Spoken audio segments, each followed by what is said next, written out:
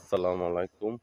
ঢাকা ঘটনা ঢাকার একটি ঘটনা শুনেন। মায়ের গল্প করতেছি।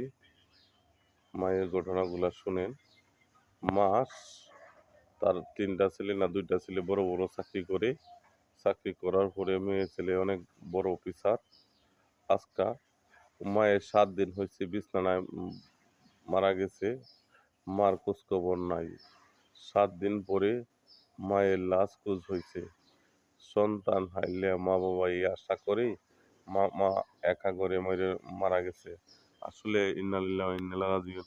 মা যে একা করে মারা গেছে, সন্তান কেন মানুষ পালে? বৃদ্ধকালে হাদিসে আসছে, সন্তানরে শিশুকালে বাবায় পালে, মায় পালে, বৃদ্ধকালে দেখার জন্য মা-বাবাকে। এই বৃদ্ধকালে মা-বাবাকে সন্তানে না দেইখা জাজির মতো চাকরি চইলা গেছে। এই ধরনের ঘটনা কেন জাজির কপালে কেন কিভাবে আসে? প্রত্যেকটা মায়ের কাছে প্রত্যেকটা মায়ের কাছে সন্তানের দাবি থাকে।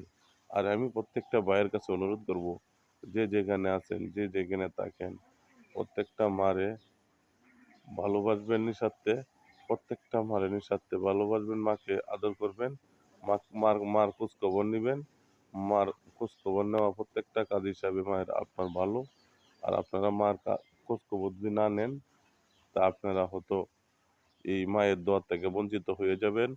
মায়ের পায়ের নিচে সন্তানের বেহেস, এটা মনে করতে হবে। আপনারা মা বাবাকে ভালোবাসবেন, একমাত্র নিঃস্বার্থে মা বাবাকে ভালোবাসবেন। আমি আর কথাটা বাড়াইতে চাচ্ছি না ভিডিওটা। প্রত্যেকটা মানুষ মাকে ভালোবাসবেন, মাকে সেবা করবেন নিঃস্বার্থে। একমাত্র স্বার্থ ছাড়া ভালোবাসে মা, স্বার্থ ছাড়া ভালোবাসে সন্তানে ভালোবাসবেন। ধন্যবাদ।